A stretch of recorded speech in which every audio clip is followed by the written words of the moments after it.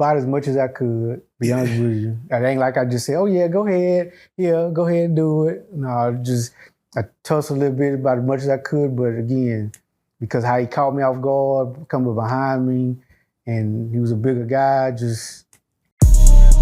Real life. If that shit ain't real life, it ain't real life. Just ain't real. Real life street stars. You know what time it is. Real life street stars. Y'all put it together.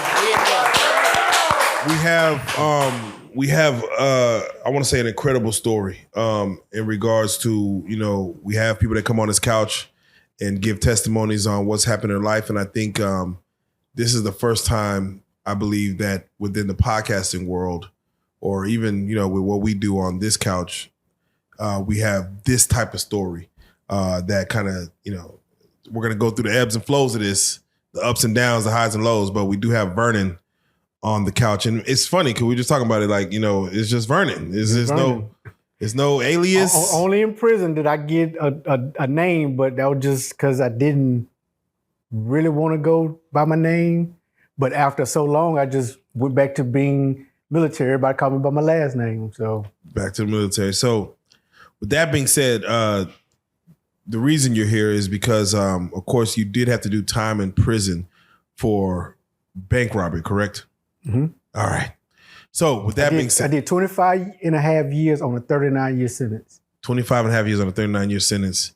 For those that are curious, go ahead and reintroduce yourself, but also tell them what it is that you, of course, you were sentenced for, and then we're going to go through the backstory. Go ahead.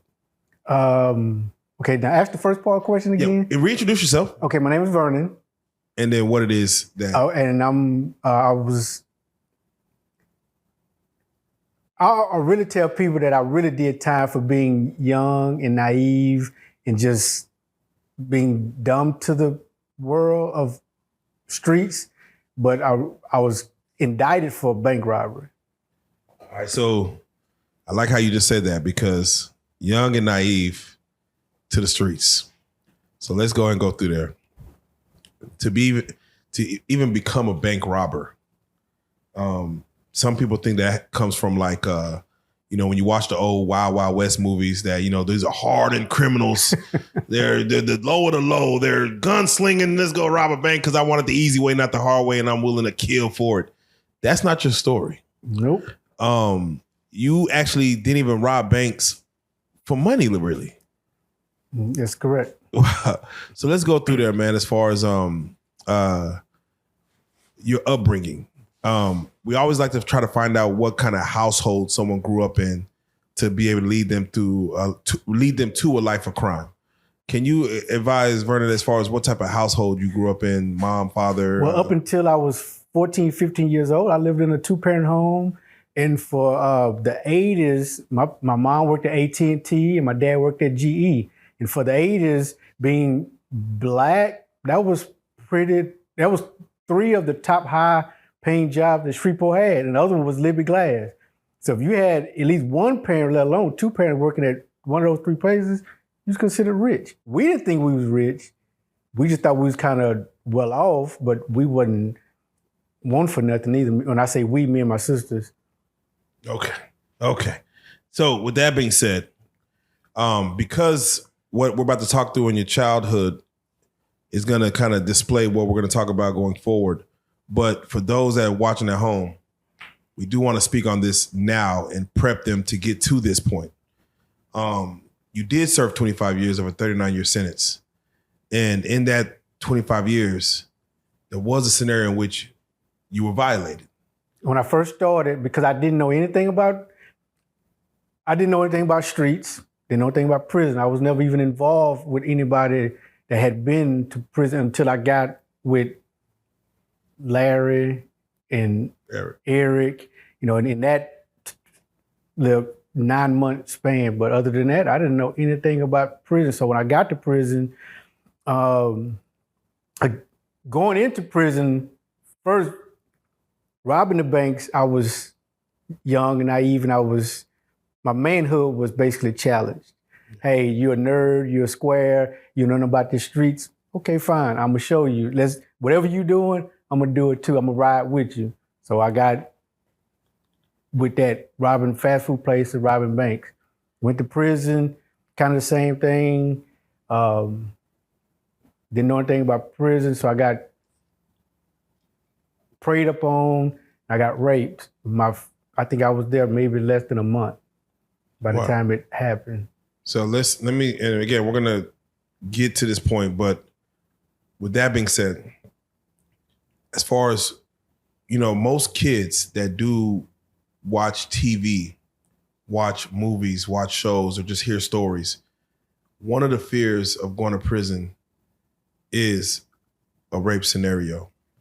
For you yourself, was that a fear for you going in? No, because I was led to believe that I was going to a camp. And I mean, golf courses, tennis courses, swimming pools. I was led to believe that the federal prisons was camps. It was nice and easy, laid back. And starting off at a penitentiary, it was nowhere near like that. Okay. All right, so Vernon, again, let's take it back as far as growing up. You had sisters. Yes.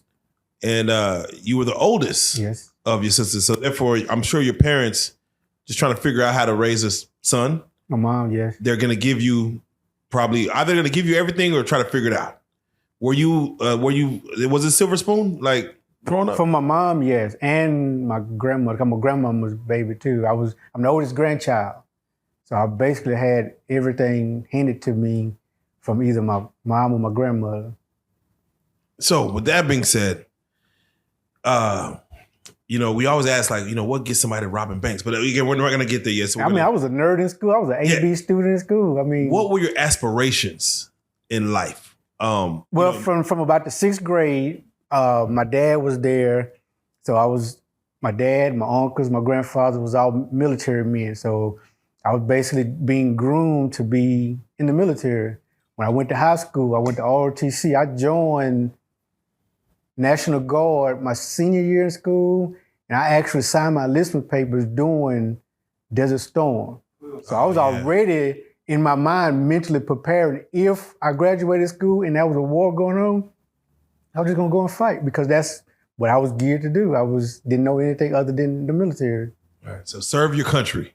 Basically, it's kind of where it's at. Did you ever get a chance to work a regular job? And I know you stated, of course, you worked at Taco once Bell. I got out the military, I came home and I worked at a Taco Bell and another, like a local Mexican restaurant that we had. So I was working like 2 jobs at the same time. How was your training in the military? How long did it last? How long were you there? Oh, I was, my training, I did the normal training. I did basic training. And then my first MOS was a comeback medic. And I didn't like that because I don't particularly care for needles. And in that training, we're actually sitting there with someone just like us that don't know anything about needles. So they tie a thing on, they have to find your veins. And same thing with me, I had to try to sit there and find their veins. So I was like, you know what, this, and then you have to remember, you taking this training, if there's a war going on, you got to be the one to go out on the battlefield to put somebody together while bullets and stuff flying. I was like, no, you know what, this ain't gonna work for me. So I quit that and I went to learn how to be a clerk. So as far as I just had regular training. I was a clerk once I went to active duty in Germany. Oh. So you went active duty in Germany? Yep. How was that? You know, my stepdad was in Germany. He found him a wife out there. Did you find you a little German? I was 18, 19 years old. That was not on my mind. I was just trying to fuck. In and out, goddamn, in and out. I was just trying to fuck. Yeah, in and out. I was not thinking about no wife. Was it? It wasn't a hard time you had to do. You just basically served doing a job and came on back. You did the 4 years or 2 years, because again, I was sheltered by my mom here. Once I got away from home, I didn't know how to handle being on my own. I didn't know how to handle that responsibility.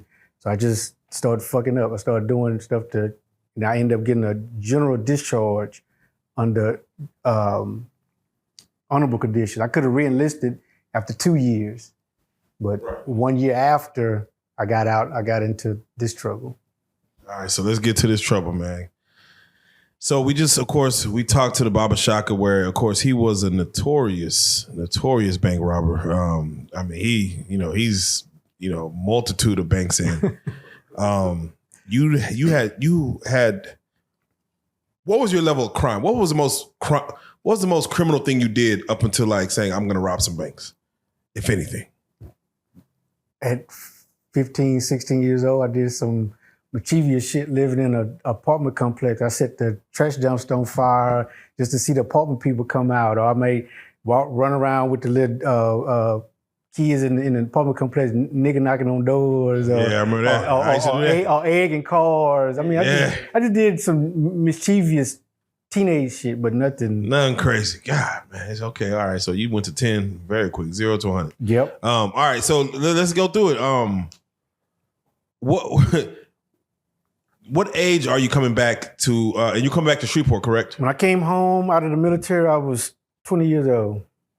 All right, so you're still green, still young, dumb, full of whatever. Working at home. I mean, working 2 jobs, living at home with my mom and my stepdad at the time. So with that being said, you mentioned there was a guy, I believe, I don't know if he's related to you or related to your sister or dated your sister.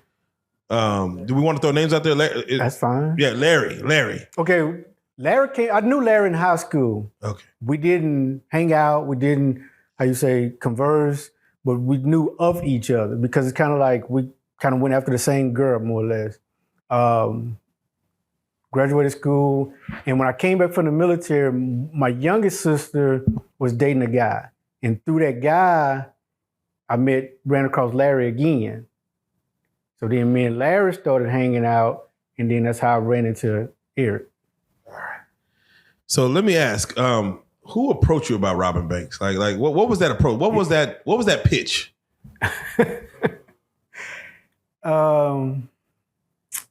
Well, it really first started with fast food places.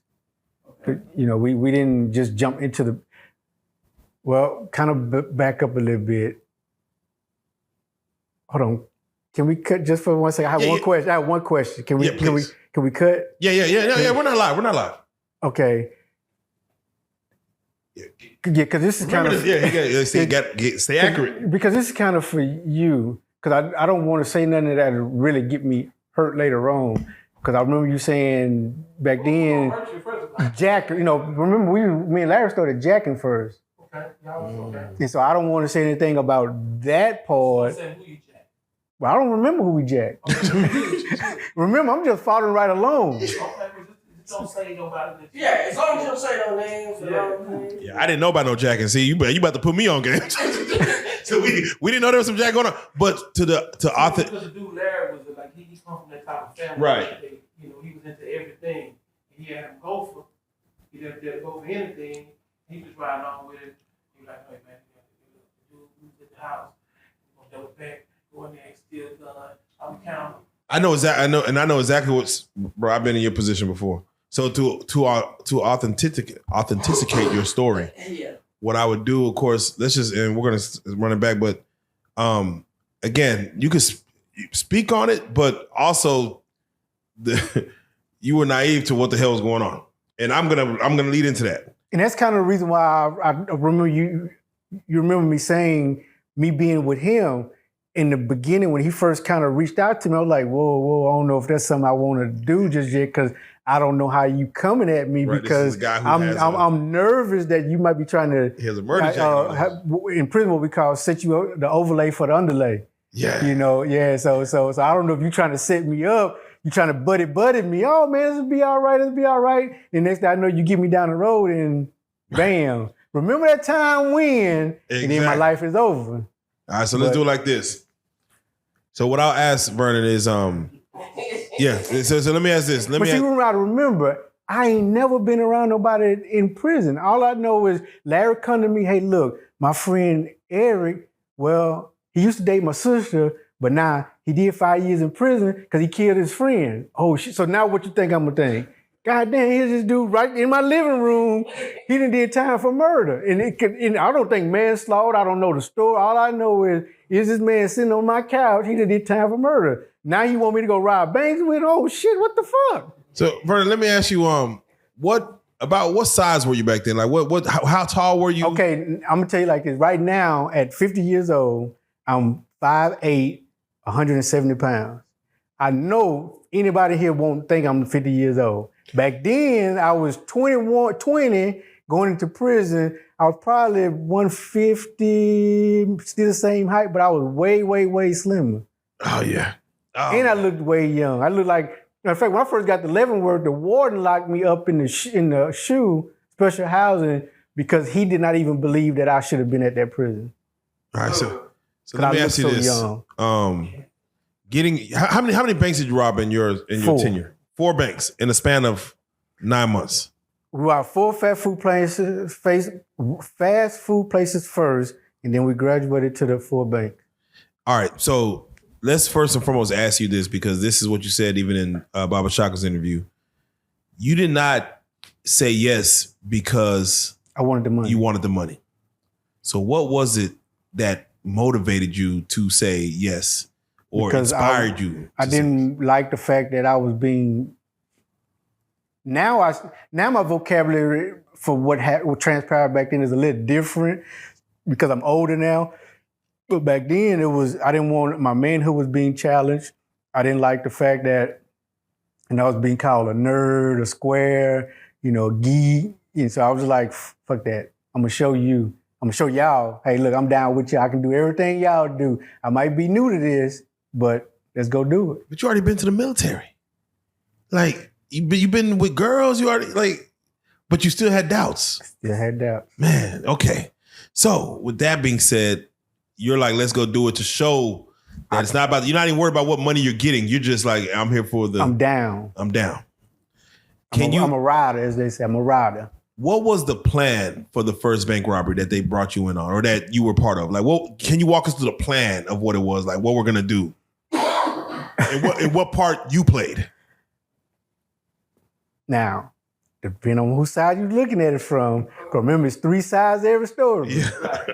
3 sides. My side of the story is I was sitting at the house, and Larry and Eric was sitting there planning everything out, and they was like, "And you gonna do this, this, and this," and I was like, "All right." Just that simple. All right. Did you trust the plan? I didn't. You didn't care. I didn't know not to. Okay. Mostly because we had kind of worked through it. I guess how you say in a trial run with the fast food places. Were you scared? Of course I was scared. So. Do you mind? Because again, I like to bring people in when we have this conversation. We're gonna, this story's gonna get deep. But do you mind for this part that we bring in Baba Shaka to come in, just to speak on this part? Yeah, let's get him turned on. Let's get him turned on. Let's get him back situated. Because we want to be able to, as we speak to this part of it, I want him to be able to speak to what he felt it was versus what you felt it was, because there's 3 sides to every story. Yeah, I think he might have worked you. I think he might have worked you through this whole situation. but it wasn't so much as him directly as it was Larry. Now he played a role in it, but it wasn't. Me and Eric really didn't have a lot of dealings. Yeah, you knew Larry. Yeah, I knew Larry, but I didn't know Eric. Me and Eric conversed a little bit here and there during that time, but nothing like that. Because for the entire time, from the moment Larry told me about Eric being in Angola for murder, that just killed me right there. But that let you know that this is a man you don't mess with. Exactly. In your head. Exactly. Okay. All right. All right, come on in. Let's bring in the Baba Shaka, aka Eric, BKA Eric, or Baba, let me ask you, to dealing with Larry and recruiting this man right here, Vernon, did you not worry about, like, man, he's too green to get in on this? I did worry about that. Yeah. I did worry about it. I called myself I tried to groom him a little bit. You know, I beat him up one time. We had a fight. Yep, I beat him up one time because he's, back then I kind of referred to him as kind of like a buster. You know what I'm saying? He was part of the crew. He was what I love crew, but he was a buster. And one time he said something slick. I said, "What'd you say?" And he said it again, like, he really was trying to fit in. This whole what he's trying to say is that he was trying to fit in. The dude, he looked up kind of to the dude Larry. You know what I'm saying? But when I told Larry, because I knew he come from a roguish family, they was all roguish. So I'm thinking he gonna be down with the, with the lick. He was sneaky. Larry was sneaky. So he was like, I got somebody that'll do it. I ain't gonna do it. I'm gonna get him to do it. You dig what I'm saying? And he would do it because he was trying to impress him. He wasn't trying to impress me. He trying to impress Larry. You understand what I'm saying? And I asked him, I said, man, but then I kept on, called myself at one point trying to make him tough, like hit him in the chest. Bam. Chest, yeah. We went on the road robbing banks to Florida, to Fort Pierce. Oh, It was down in Fort Pierce. We drove from Shreveport all the way to Vero Beach. Yeah, but yeah, he was, and I kept on, I was trying to, in my own little way, trying to make him tough. You know what I'm saying? But since he done brought the fight in, the fight that we had, he fucked me up so bad. He stumped me in my face. I had a footprint in my face. Damn. And he chipped my tooth. Yeah, that'll do it. He chipped my tooth. Wait. So why did y'all have that fight though? If you don't mind me asking. We was playing dominoes, sitting around drinking, and he said something. I said something. He got spotty. You know what I'm saying? He got spotty. He wasn't supposed to get spotty with me like that. You know what I'm saying? But drinks were involved. You said. But hold on. But he tried to fight back though. That's what made me mad because I'm like, you can just, if I smack you, just don't take it. But he tried to swing and swim, and I was like, man, what? You know what I'm saying? Foot to the face though is raw. Did y'all get closer after the fight? No, this is the closest we've been. Because you remember, again, I already knew he had killed his friend. Now here it is, he didn't jumped on me, so of course I'm gonna get even more scared of the dude. Shit. That'll do it. Okay, so the first robbery, y'all don't know each other. Y'all about to learn each other right now. I mean, y'all know each other, but when I say learn each other, I mean we're about to do a crime together. We're in my crib, and I'm running it down to him. I'm running it like a blueprint. Like, hey, look, man, this is what you gonna do. I'm gonna control these people. You do this. If you jump the joint, get behind the Taylor, the counter, and this is what you get. But back to the fight. Did y'all get cool? Did y'all get cool after this? Because it's like, how do you go from the fight into this? The fight happened months after the robbery. Oh, okay, this happened after the robbery. Yeah. I'm confused because I'm I think I did. I tried to apologize. The fight happened after the second robbery we did. Yeah, I tried to apologize to him. Okay, so that's what I'm looking for. In my own little way, I'm like, man, come on, man. Yeah, I'm sorry, man. Because he had a black eye, and I felt bad. You know what I'm saying? I'm just trying to toughen him up, bro. Yeah. You know what I'm saying? Yeah, we had to fight after that second robbery we did together, the second bank robbery. Now that I look at it, bro, he just was naive, bro. He was naive just to even get spotted with me. You feel me? Right. And he was very, very naive. Yeah. Very naive. Do you believe you were naive, Vernon? Yeah, that's why I said if I wouldn't have went to prison, I don't think that I would have learned the stuff that I learned about streets. About the world streets. They even had a word. What was that word? That they were trying to give him a downward departure because they realized that I had the minimal role, even though I had the most exposure. Not only said he had the minimal role, but it was more like he was influenced when you're dealing with these court systems, It's what they call coercion. when they trying to help somebody, they it's a lot of stuff that they play with dealing with the law, and they was trying to get at to him because when he did free me, his lawyer called me. It was like, would you be willing to come back, and testify about him, him being slow, you know what I'm saying? And I was like, yeah, I was in Atlanta when he called me. Yeah. Yeah. That's good looking. We're going to get to that as far as the court system. But right now I want to start on these bank robberies. All right. So the first one goes down. Again, you get to see what a man is. For Baba, you seeing what Vernon did he do a good job? Y'all, the lick was successful. Good job. Damn good job. Okay. Damn good job. You got to realize too, I chose them because they wasn't grimy. Yeah. I have no doubts that they were going to try to stick me up. They was going to double cross me. Yeah. And when you're doing something like that, you gotta be somebody that you trust. Correct. So I'm like, okay, they schoolboys. I done sold the idea to him. Sold the idea to him, and they down. He down with doing it.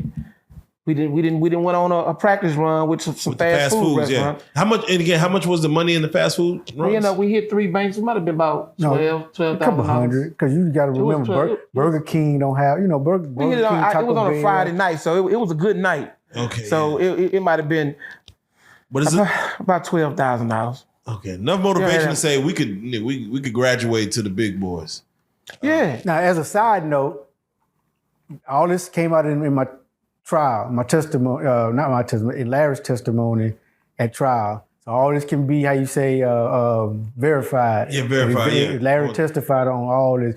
They didn't know nothing about none of that until Larry testified on all. So he started debriefing. Larry, he had very minimum a role in it. So he like, I ain't going to bank. I ain't ride a bank. I just drove the car. Larry's the driver. He was the driver. I just drove the car. Scenarios. Yeah. And y'all are the two that's hands going in, putting in the work. Okay, all right. So the first bank robbery, how much is the takeaway from that one?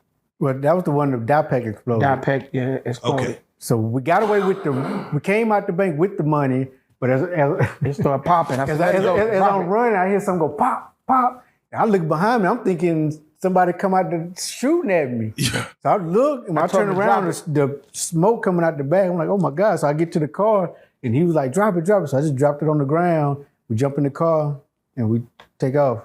Damn, so there's no money in this robbery. Nope. It's a successful robbery. Successful. But no money. No money. Gotta drop it, gotta abort the mission. So Vern, let me ask you, what are your thoughts on that? Like, all right, we did this and I ain't shit. You like, fuck it, we did it? You all right. Pretty much.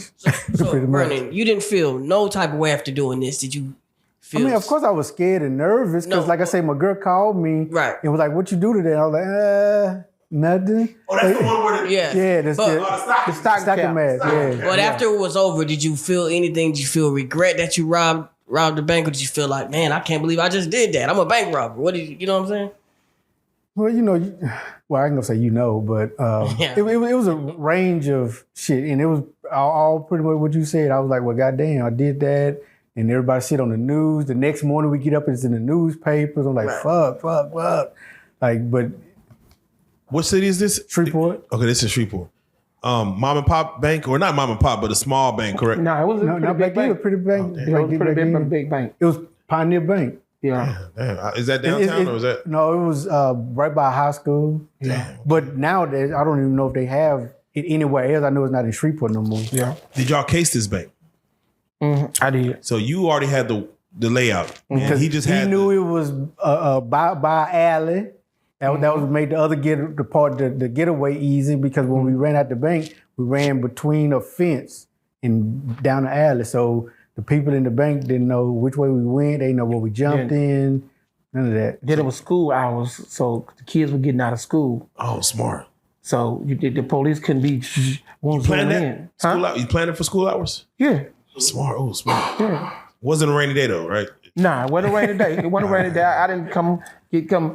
After you start doing them, I start thinking and breaking down, like, kind of analyzing, like, nah, I don't want to do that no more. Yeah. Stocking cap, we ain't doing that no more. Because you can be recognized. Vernon, you knew the exit strategy though. You to a T. You knew like, all right, you're a smart guy. Pretty much, basically, my exit strategy meaning, yeah, I'm just gonna follow Eric. Wherever he run, I run. Pretty much. Wherever he go, I go. Because that was the plan. That was the plan. I knew what we got out at. We walked together. I knew what to do once I got in, and once I jumped back over the counter, we ran out. I knew where to run to. So basically, I was running behind him. So I ran to the car. Okay. If you seen it on video, you would actually think he was a pro. Hey, he's a good soldier. Yeah, definitely. There you go. Definitely. So the first one, there's no gain, no profit. How quickly y'all plan the second one? Like, all right, like within weeks, within a couple days? He wasn't involved in that one. Okay. That was when me and Larry went to Dallas. We robbed, it was a credit union in Mesquite. Okay. And they had just freshly opened. Now, again, I don't know how he came to chose that one. I just know, hey, this is what you're gonna do. Because once he found the credit union that he liked, he got out. He parked right down the street, around the corner somewhere, and walked to the bank, walked in. I don't know what he said when he went in there. He just came back, hey, look, this is what it looked like. This is, he drew a map, and this is that. So when you go in there, this is, so you know where to go. So I was like, all right. Yeah, so Larry, he still didn't get out the car when y'all did it by himself. He cased it, but yeah. when the robbery actually took place, he actually stayed in the car. He always stayed in the car. He stayed in the car on all 4 robberies. Yeah, he never did nothing. So why did Larry not want to be part of all this? Like, did he ever say why? He was. What'd you say?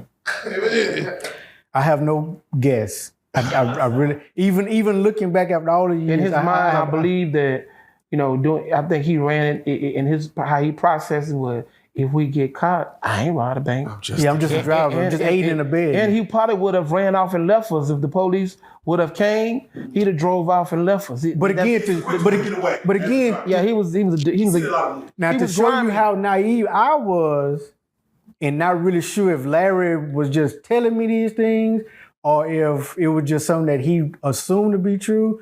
But at the time, he told me, hey, if you go in the bank with the gun, you don't have no bullets in the gun, you won't get caught. If you get caught, it won't be armed robbery. It'll just be assault with a deadly weapon.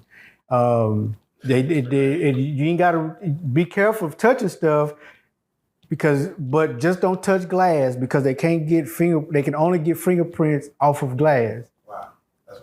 Again, after I got caught and started going to trial, I realized none of that shit was true. None of that shit was true at all.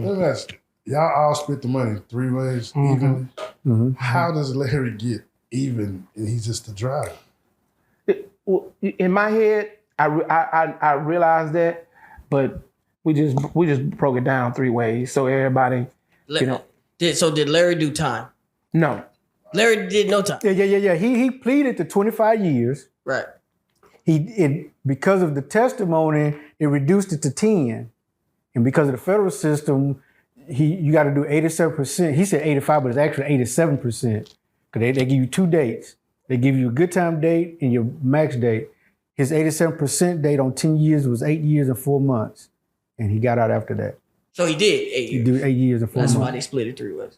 Yeah. In order so no one could rat, you split it 3 ways. Who the give a nigga 20%? He gonna his first nigga gonna tell. Can't have that can't have that nigga over here.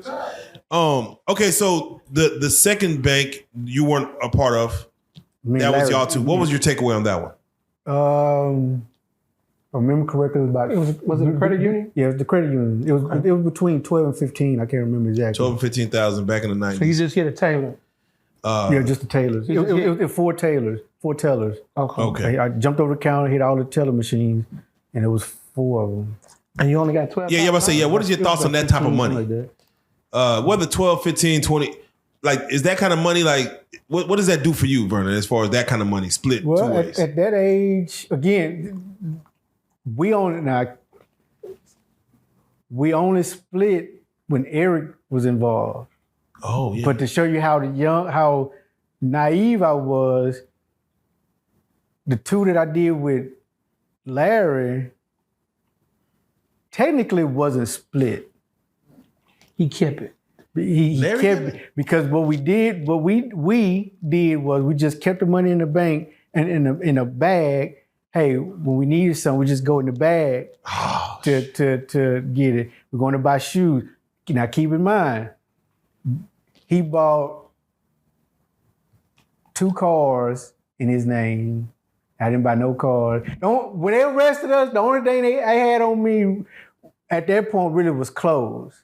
I had given my mama some money, but that was the only other thing that linked me to the bank. But I ain't have no big dollar stuff in my name. No cars, nothing. Did you feel Larry was a friend? That's my water? No, that's mine. In that instant, yes, I did. Were you scared of Larry at all? No, not to the degree that I was of Eric. Not to the degree I was of Eric. Is this mine? No, I think that's the chicks that was there. Oh, okay. Yeah, no reason to be. Larry is whether friend. He was with your peoples, dating your. Larry was grimy. He wasn't his friend. Okay, so that's what you saw. But he was almost his only, like he was his only friend. He was the only person that was in his life for his male figure. You know what I'm saying?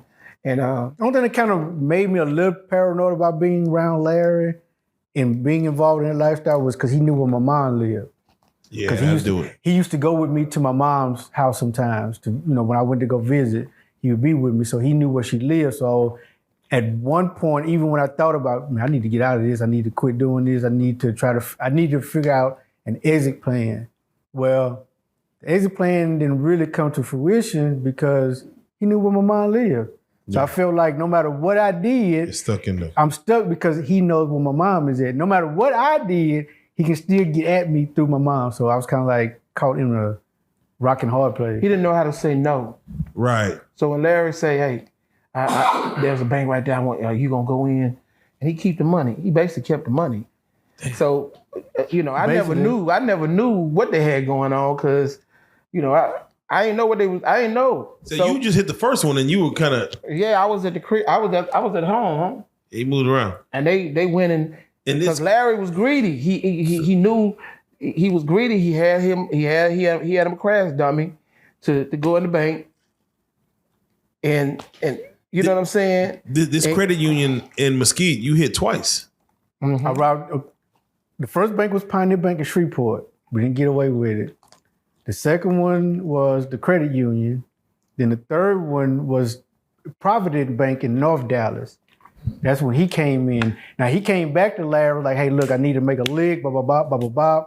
So it was like, all right, cool, we'll do that. Mm-hmm. Now, Larry, somewhere in between us planning that bank and actually going through with it, Larry was like, "Hey, look, my uncle them, this and that.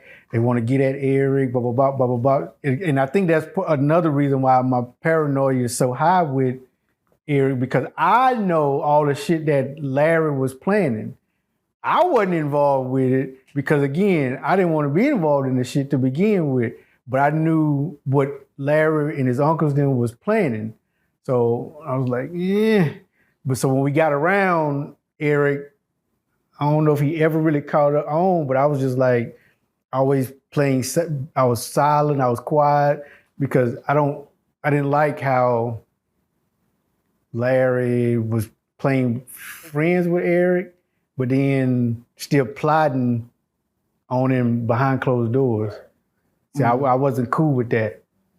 Did Larry ever say what to do when you go in the bank and someone was to resist? Did he ever give you any? Because I already had learned pretty much everything. So you never thought like, man, I might have to kill somebody or anything? I didn't have no bullets.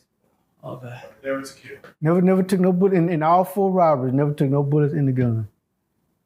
But you ever worried about the police coming in there or nothing? Because it had been. The only way a police would have came in would have he was coming to actually bank. But as far as security guards go, because all 4 times before the robbery had actually taken place, they was already had been looked at. And I mean, like literally within minutes of us actually going in to do it. There's not a button that they press, like press the red button. Even if they hit the button, we You in the door and over the counter so fast, they don't really have a chance to respond. And by the time they realized what was going on, I was already like over the counter. Did y'all know any other bank robbers, or did y'all feel like y'all were only on an island? Did y'all know anybody like?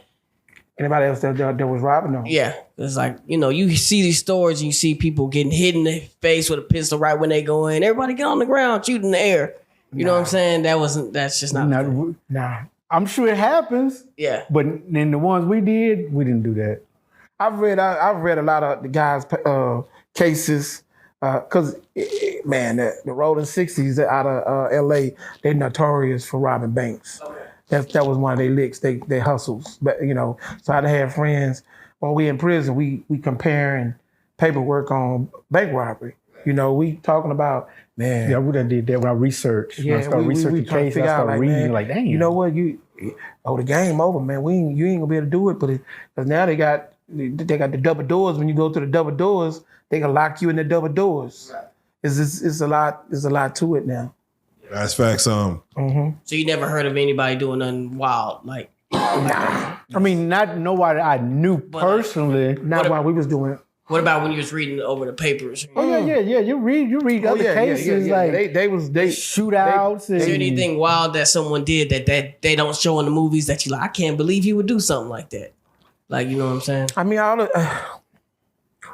man, y'all remember one time we was talking about following a bank teller to the house and knocking on the door and holding the bank teller hostage to go back, you know, and the next morning to go back and hit the bank. But we never did that. Yeah, it was too much. It sounds like a lot of variables. Yeah, it was too much. You had to do that something like that, maybe like a big city or something. Yeah, it was like, man, you know what? Nah. Kidnap and then, you know, nah. It's compiling the crimes. Like, yeah, exactly. We're doing a lot. Did y'all know the sentence that comes with either getting caught with or did y'all know the penalty of if y'all got caught, like what y'all were facing? No. Okay, so he said he didn't know. Bobby, if I would have known that robbing a bank with a gun, with a note, give me 5 years as opposed to going there with a gun and give me 25 years. You better let it write a motherfucker. Writing motherfucker. Yeah, right. That's if I would have done it. See what I'm saying? Yeah. Knowing what I know now, would I done it? Probably not. You know, but if I would have still been given a choice, I probably did it with a note. All right, so let's get to the scenario in which you put on the presidential mask. You know, this is before the movie Point Break came out. Mm-hmm. Whose idea was that to say, let's go on with the presidents, and what presidents were they? It was Clinton and Reagan. Yep. God damn. We went to Party City. Yeah, because this was right before Halloween. This was like went to Party City. Actually, it was in September. Went to Party City and got them.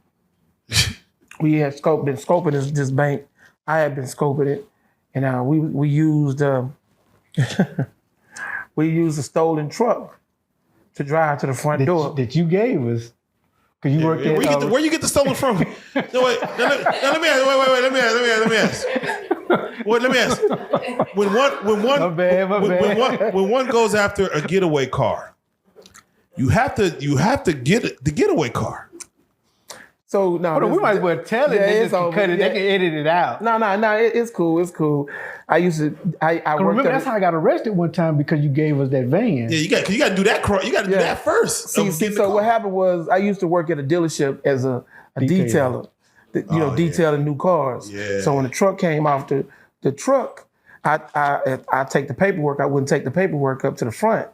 So I tell them, hey man, come get this truck. And then come get the truck or come get this Windstar van. Now originally it just started out we just joyriding. Yeah. He didn't give it to us to participate in a crime with. Yeah, we just started out joyriding. Hey man, fuck it. It ain't on me. Y'all just drive around. Just bring it back tomorrow. A demo plate, license plate from I get the demo plate. Yeah, to give you like a ride. You know what I'm saying? Yeah, give you a few months. So we took the truck to the front door. I say, y'all ready? You ready?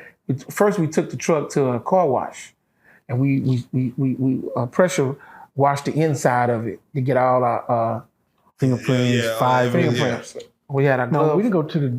Yeah. We did. Yeah, we went Damn, to we did. a car wash in Dallas somewhere. No, I'm saying we to the door. It was wet in the inside. And we took it to the front door. I said, you ready? He said, yeah. I said, on 3, let's go. 1, 2, 3. We jump in. He go in first because I'm coming in with the Mossberg, you know. And Are you Reagan or are you Clinton? I don't know. I don't remember that. I don't remember. I don't remember. I didn't pick and choose. Okay. Yeah, I don't remember. Well, we went in there, man, shut it down. Man, that's some Point Blank movie shit Yeah. as an employee. It's crazy because when I was in prison, everybody would always ask me, "Oh, you set it off?" Or you, man, I did that way before those movies. Yeah, before they even thought about setting it off. How do y'all feel that plays into to the psyche of a person working? And were there any? The one thing y'all did mention, y'all mentioned workers, civilians, just shopping in the bank. Y'all have to deal with civilians that's like just. I didn't think about that after I went to trial. Okay. I did not think about putting anybody's life in jeopardy. I didn't think about none of that until actually I went to trial and I had people testifying. This is what they did. This is what they thought. This is how it traumatized them. And I'm like, well, fuck. Were there any civilians involved in any of these robberies as far as just a The bank we regular did, patron? the Provident Bank we did, it was because it was a bigger bank. Yeah, it was The a lot credit of people union, in it there. wasn't nobody in there. And the first bank we did in Shreveport, it wasn't nobody in there. Just the workers. How do you handle civilians that's in the bank? Well, I'm gonna tell them, everybody get down, and they get down on the ground. That way, you can watch them. But I'm trying to make sure I'm watching these tellers and watching their hands, and if they trying to do something, because their hands up. All y'all lay down. Don't look at me. But I'm steady talking. I'm telling them, look, we ain't gonna hurt nobody. We ain't here to hurt nobody. Was the Mossberg loaded? Or is that loaded or Well, nah. no? We never used a gun. Yeah, We never used a gun with bullets in it. Nah. There you go. In the 4 that I participated, I don't know what he did after the fact. When he went on his own doing whatever he did, the 4 that I was in, we didn't have any. And the goal was not to bullets in take the any gun. lives. Okay, well, with that being said, definitely with civilians, you handle them. You hopefully they follow suit, give you what you want, you get out of it. The last bank robbery that y'all did together, that was impressive. Provident. That was a Providence. That was the one after that when I went to Atlanta. Okay, so you were done. Yeah, Now and again- Larry did one more. Okay, for our audience that's watching this interview, why did you not do any more with these two guys? What happened was we was coming down 20, and I was like, God, just let us make it back to Shreveport. If you let us make it back to Shreveport, I ain't gonna rob another bank. And that was my thing. You know what I'm saying? I went and bought me a new car, and That was after the fight. yeah, that was after the fight. So, but by this time I'm ready to move on because I got the money. I'm trying to go and move to Atlanta. Yeah. You know what I'm saying? And this, like I said, I've been to Freaknik before. I'm like, I'm trying to live down there. You know what I'm saying? yeah, you know Back what it then it was a whole Atlanta wasn't like it is today. Yeah. I guess it's Atlanta is more of it's different. Yes. LBG, whatever. Yeah. But back in the day, it wasn't like that. It was like the Black Mecca. Yeah. It wasn't like it is today. Vernon, did you feel like he abandoned you? Or you and Larry? You heard me say that was after we had that fight. Oh, you was ready for him to go. Yeah, after that, I was like, you know what? I'm just, I just need him to just get on and do whatever he's gonna do and leave me alone. Sure. I'm done with this, and I was done. I mean, I wasn't done with. I was kind of mentally checking out of participating in crimes from that point because it was just starting to. My nerve was starting to get kind of bad because I wasn't in a gang, but I was hanging out with gang members. Same with him, but we was in 2 totally different factions. Blood, Crip. So in my mind, I'm thinking we riding around the city Blood's looking for me and Larry because of him. Right. That was rumors that was hits out for us. Just like he heard that we had a hit out for him. It was just a whole bunch of. That's when the greed started to come into play because Larry's uncles and family members started to get in his ear, so to speak. Because I didn't have nobody in my ear. I didn't buy into that. Well, he got 40,000. We ought to go ride from him. He got 100,000.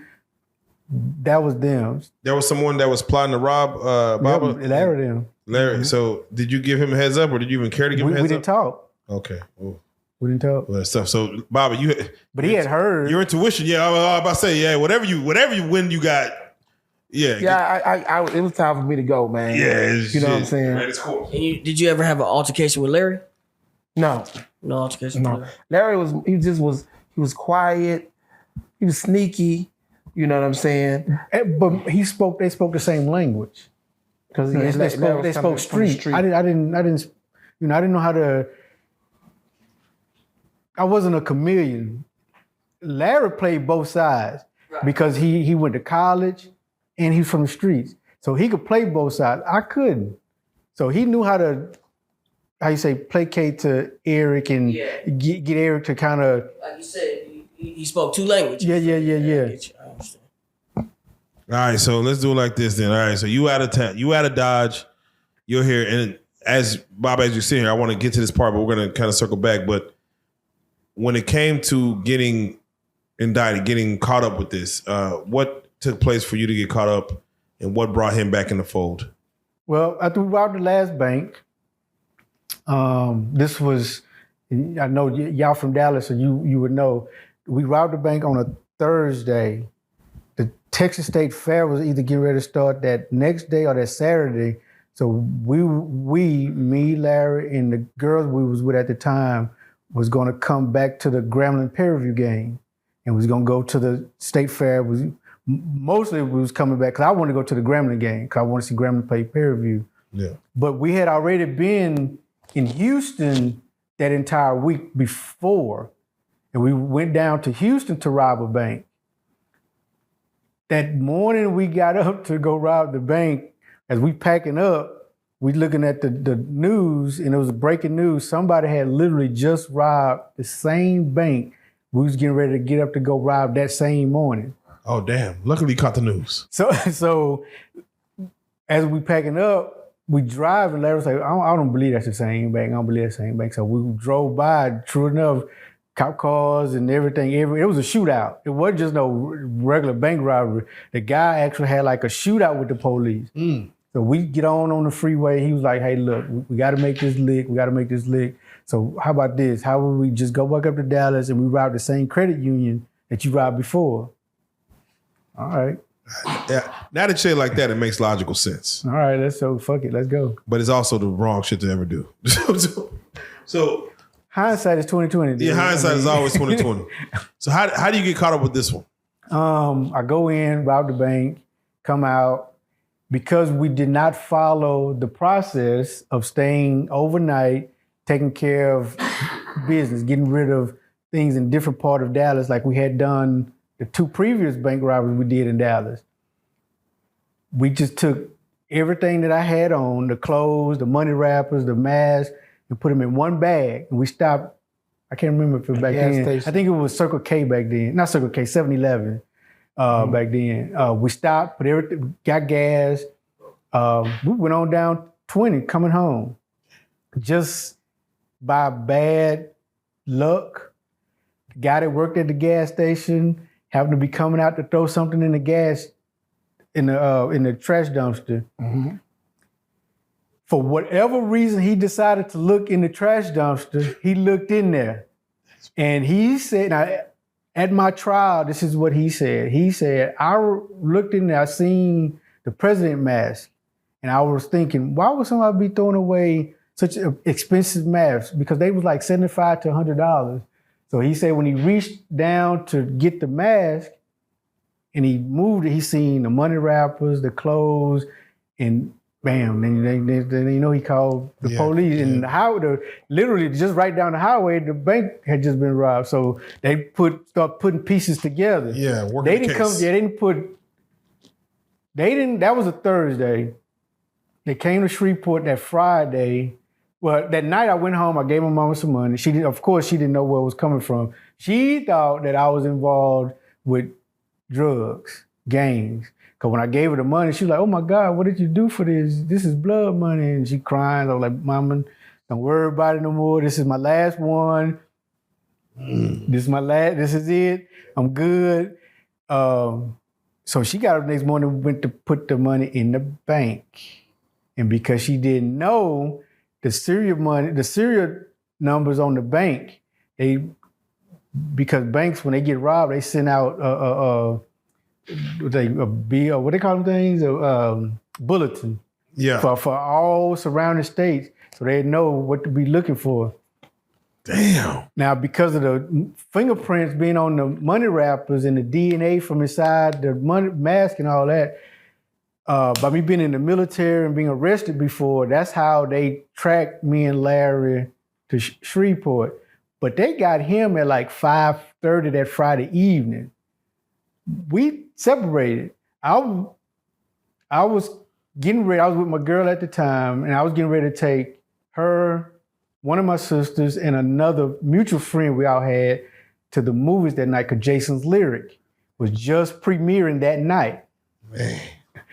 Good movie. Good movie. Which was a bank robbery movie. Was a bank robbery movie? Yeah. So I'm sitting in the movie like, oh my God, what the fuck? Yeah. I'm watching them. I'm like, man, we just went and did this shit. Nigga, this is With the exception of the shootout and all that, I'm like, what the fuck? We just went and did this. Yeah. But anyway, we went to the 10 o'clock showing. Then I took my sister home, took the girl home. And then I went to my girl's house and I laid up on the floor, fell asleep, called the room, kept calling Larry. He never answered. So I'm like, what the fuck? So like, baby, he ain't answering the phone. So she was like, well, fuck it, I'll just take you down to the hotel room. I get out the car, go up in the elevator. I'm barefoot. I ain't suspecting shit. I ain't suspecting shit at all. I go in, I knock on the door, I hit the key, it don't open. So I go to the room over, because we had joined the room. Hit the key, turned green, so I open it up. I go in, I'm like, what the fuck? The shit, he ain't been in his room all day. That's not like, in my mind, like, this ain't like him. He'd have been in the room, because I can tell how I left the room. Yeah. Next thing I know, I get I'm thinking it's my girl. I done left her down in the car. So I open up the door, get out. And they bum rushed me, right? Your bank robbery days is over. The fuck you mean, man? I ain't robbing no bank. What the hell you talking about? Damn. But little did I know, they already had me. All right, so before we get Baba out of here, real quick, let's just talk about it, and we're going to, again, circle back. You end up staying solid and not testifying against Baba Shaka after he got brought into this whole fiasco. What was your reason for staying solid after the fight y'all had and not knowing and seeing this man? And maybe they offered you something that, you probably could have utilized and say, hey, I could get some more time off. What was your reason for that? Because as crazy as it sounds, because he asked me to. Man, just as simple as that. Just as simple as that. If he didn't ask you to, I wouldn't have testified. I wasn't gonna say nothing, period, for my behalf. But I needed him to verbally say that he wasn't there. So that's what I did to help him. Yeah. But putting him there, taking him out, put me there. Right. So even though they had evidence against me, but it was all circumstantial stuff. Yeah. Because no one other than Larry was actually putting me in the bank. Yeah, they had money that I gave my mom, but that didn't put me in the bank. Yeah. They had my fingerprints on the money wrappers. That didn't put me in the bank. Nothing put me in the bank other than me saying, yes, I went and robbed the bank. But I did that only because he asked me, hey, look, they ain't got shit on me. I need you to say this to let me go. So I got you. All right, cool. So Larry snitched on you. Yep. And him. And you. Mm-hmm. Yeah, he brought him in. Took the stand on me. Pointed at me. Pointed. Yep. Damn. I'm sure. Talking about Starz saying all other shit too. Yeah, because Larry, when Larry got the singing like a mockingbird. He told, like I said, he told on more than just the bank robbers. He told on the fast food places. He told on jet skis that we stole and took the police. Even though he put you to it. He put me to it. Yeah. Man, that's a grimy one. So did you say anything back when he's saying this? Like, no, I didn't even know anything. You just I did not talk to Larry no more after we got arrested. I did not have any more communications with Larry. He sent him a letter. Remember that? Oh yeah. He He wrote me a and letter. said, listen, concentrate on Eric. Tell them that the Black Panthers told him about robbing banks. Concentrate on him. But they took the letter. They got the letter. You know, the feds, any type of mails, because they got it. You know what I'm saying? It was some wild shit, man. I'm in the courtroom like. Listen, we could avoid it all. So, Baba, if you don't mind, for him to stay solid for you on that, like you said, you said he asked me to. You asked him to, hey man, just keep. Yeah, I was mad, bro, because I'm like, bro, y'all done did some shit without me. And they ain't got nothing on me. They got caught. They don't have shit on me. They ain't got nothing on me. They only got talk. Like they brought, like when at trial they had a few. Everything was always circumstantial. Right. Like he had a red BMW that he had bought right after one of the robberies. Yeah. They tried to say that was Right, So we did the robbery on a Wednesday. I bought the BMW on a Monday. So they tried to say that was Next money Monday. he bought with that. So again, when they asked me, I don't know where he got the money from. He set me free, bro. I don't know. He set me free. I told him, although he just kept on acting paranoid. Yeah, I'm like, look, bro, I owe you, bro. He put it on two Debbie. You know, since I'm talking about since he's what I'm basically saying is that he freed me, man. He did something that nobody would do, bro. Yeah, he did. He do you feel like he owed it to you? Huh? Did he owe it to you? Just based on everything that happened, took place, do you feel like he owed it to you to like, let me keep it solid, I didn't. No, I just had to try my hand, bro. Wow. I tried my hand, and I did that even against my mama. Yeah, your mama told you. My mom was like, baby, baby, the government, that Mr. Jared, he's gonna give you a deal. All you gotta do is tell them They wanted me. Eric. Wow. Eric. And I was like, can't do it. Yeah, they wanted me. And he freed me. So why couldn't you do it? Like, because I'm loyal. To a fault. This man done beat your ass, and you still love you. I'm loyal to a fault. God. My mama, even to this day, whenever we get back to this subject, she just shakes her head. She said, I don't want to hear it. I don't want to hear it after all you've been through. Why you still feel like you had to be loyal to Eric? And so when I did end up going back, because I got free, because I need to say this. And I ended up going to maximum security prison. Now, my homeboys from Shreveport, they telling me about, the rape situation. And I'm like, why y'all do that? Why y'all let that happen to him? Yeah. Dude, he was a thorough dude, regardless of him being a square, buster, whatever you want to call him, he did not tell. You know how many gangsters that's telling? right. Yeah. You know how many niggas is killers and telling? Why would y'all let that happen to him? You know what I'm saying? Man. And my main thing was like, man, dude, his paperwork was right. They don't care. What was their response when you were coming at them about? They would just look at me and try to deflect it to somebody else. You know what I'm saying? But when you dealing with, basically, man, in prison, It's a doggy dog world. not only is it a doggy dog, but it's a lot of grimy niggas in jail, bro. It's a lot of misery. A lot of miserable niggas, man. They was not only was they doing that, man, they was beating his mom out of money. It's okay for me to say that, right? Okay. They was beating his mom out of money because his mom was like, listen, I'm willing to pay y'all to protect my son. Everybody that she paid, fucked him. Not literally. Not literally.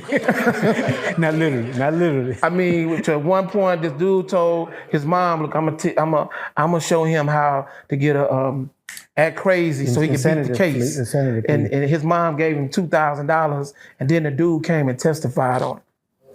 Dude out of Dallas somewhere. Yeah. So I ended up running across him again. Punished him. It's just, bro. See, it may seem kind of crazy. See me, it's like my biggest thing is when you're dealing with kids, or people, it's just an illusion, bro. It's an illusion, bro. The man did everything right, bro. Yeah. He did everything right, and then y'all do this to him instead of protecting him and looking at him like a little brother. Right. Like the wars, he my homeboy that I had on the phone today, he was like, man, I told the dude who raped him, like, man, you lay there and raped our homeboy, the youngest dude, the littlest dude here in the prison, and they got punks here. Why you do that to him? You know, it was some wild shit, bro. So how do you look at Vernon to this day now? Well, I told him, regardless of him being paranoid, I'm always there for the dude. He called me, or I'm calling him, or we went out to eat, and I gave him a little something, and I always tell him, man, if you got raped, that does not make you a homosexual. I don't look at you like that. Right. You understand what I'm saying? It ain't like you wanted that. Right. So it's still in my mind that this man saved me, bro. Right. I took myself back, but he still saved me. Right. You see what I'm saying? And like I told him, I said, bro, look, we gonna take this. I got you. We're gonna take this. We gonna sell our story. Right. And because one thing about it, and the people that's watching this, you will never meet somebody to come on this couch or to go anywhere to one of them podcasts and say they got raped, bro. Right. So, that's to me, that's a and the fact is that it happens more often than people want to talk about. Yeah, but they not saying nothing. They ain't saying nothing. Yeah, so I think it's real stand up for him to talk about it. You know what I'm saying? I asked him because we was having problems of coming. I know you was like, man, what's that dude coming? He supposed to be coming. I was like, bro, I had to. He just scared to get in the car with me to come down here. Correct. You know what I'm saying? Then he got a job and he trying to work. He's struggling. He need money. So I'm like, bro, let's go on, get this shit over with, bro. Because we still got other shit. We got 50 down there. We trying to get our story out there. You know what I'm saying? What other better way than to get on the circuit and start talking about it? You know what I'm saying? But again, what reward he got for not telling? He ain't getting no reward. Right. So what the fuck? I mean, why is it? It's about not telling when y'all gonna do this to somebody, and it happens a lot.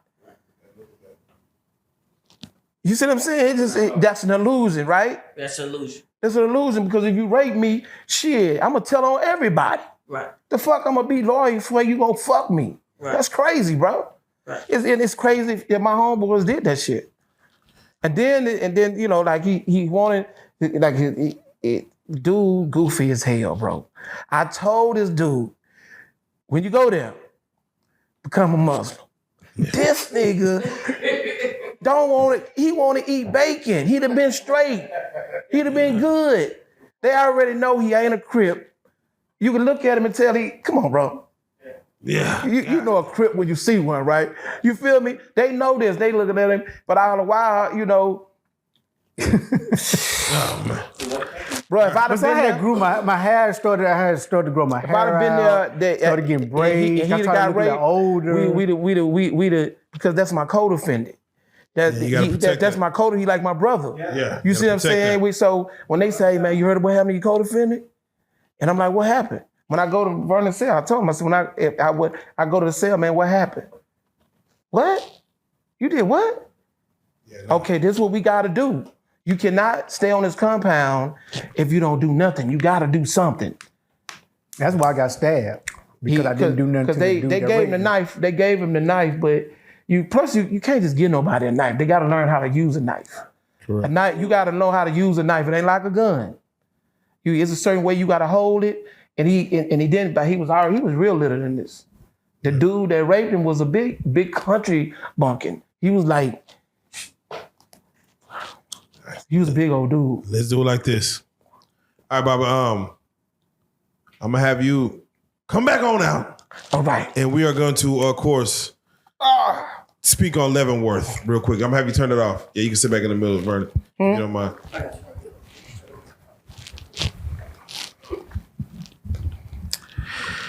All right, so getting caught, and what age are you at this time? 20. 20 years old, an adult, doing grown man things.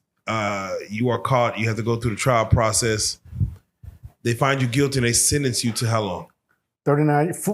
468 months, 39 years. Federal 468 months.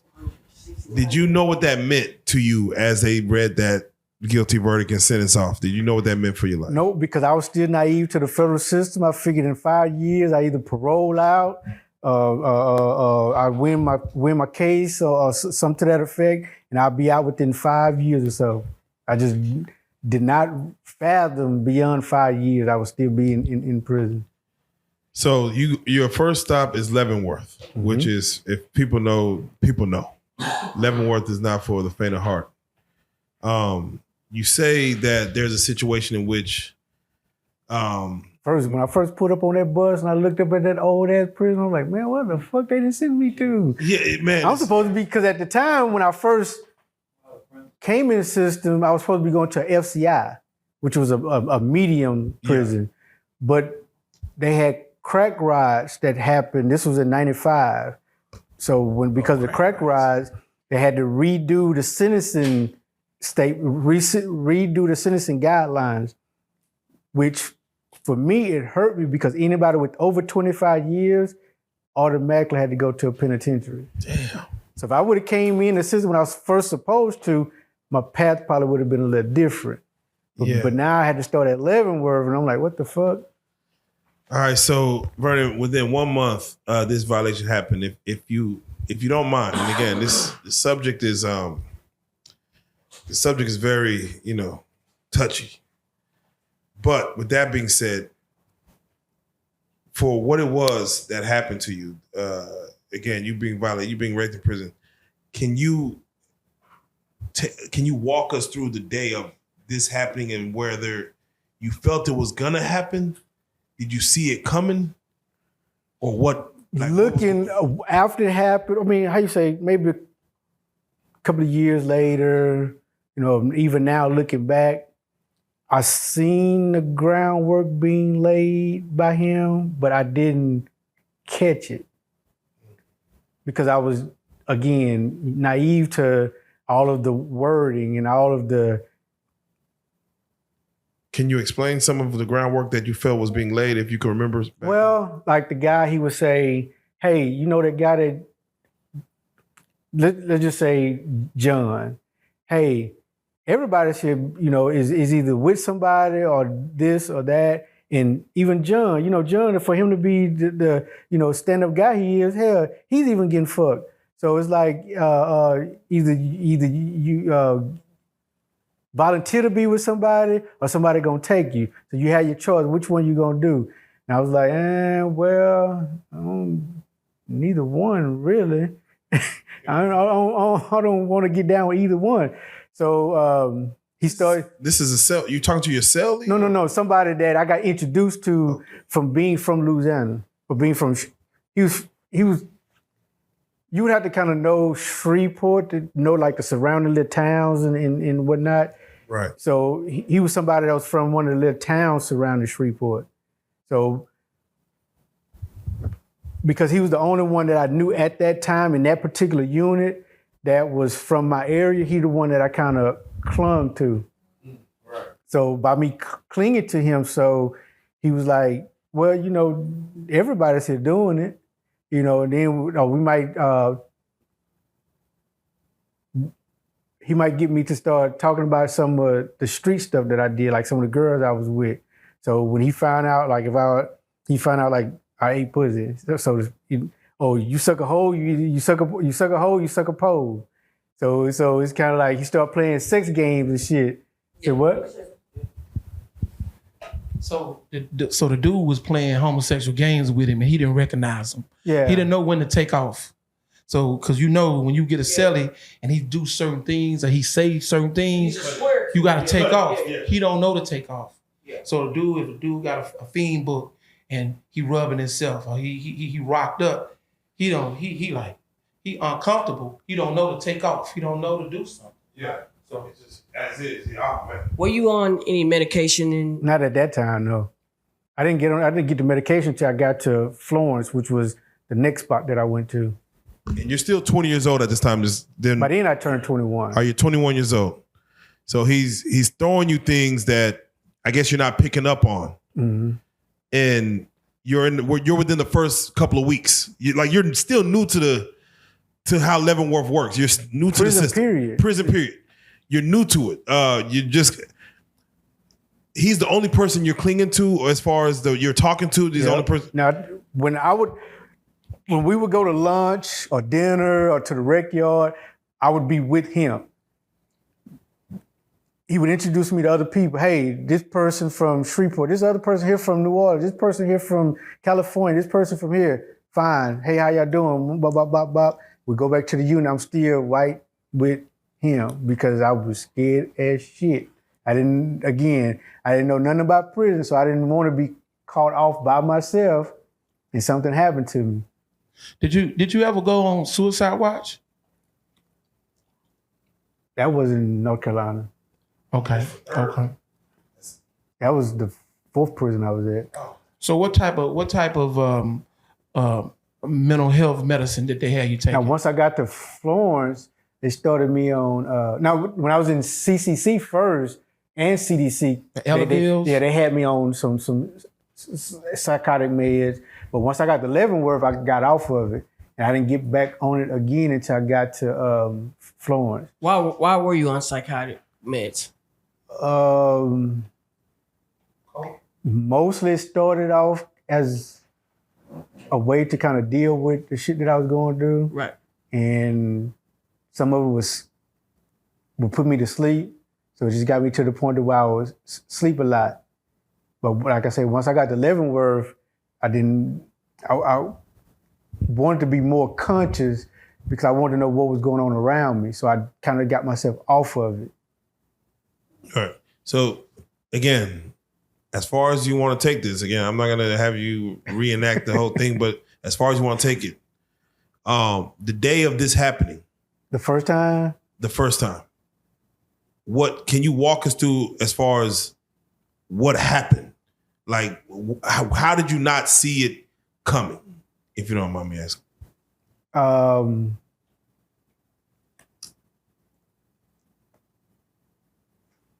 Because we were just kind of like, Okay, so I know the question.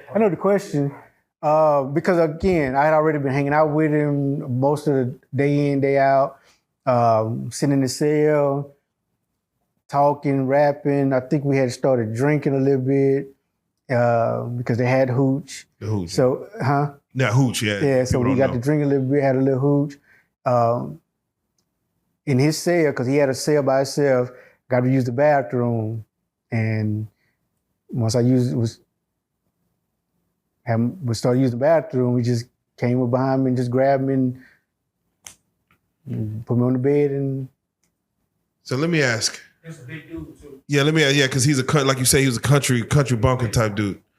Are you physically trying to fight this off? Because again, from you're 21 years old, you're 150. About as much as I could, be honest with you. It ain't like I just say, oh yeah, go ahead. Yeah, go ahead and do it. No, I tussle a little bit about as much as I could, but again, because how he caught me off guard, coming behind me, and he was a bigger guy, just...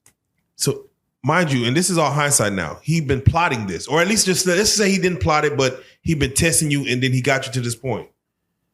Do you feel at the moment that, like, what do you feel was going through his head? Like, oh, I've been waiting to do this, or this is just in the moment. This is just what it is, man. Like, do you go through? Because mind you, we're gonna get to it, but you were probably trying to get commission to do some harm back to this man.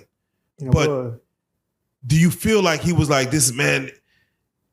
I let. Do you feel guilt? Be like, man, I led this dude into this situation to make this happen. Do you feel like any of that was your fault, or you feel like, man, he just really took advantage and I need to do some harm to this man? I felt like he took advantage all the way up until I need to do some harm, because after everything was over with, I just kind of wanted to everything just be over with. It'd be over. Then I was hoping he didn't tell nobody. I was hoping nothing ever came out of it. I just stopped hanging around him, but I don't really know how everybody started finding out, but I think the only other way was he could have said, oh yeah, I fucked him.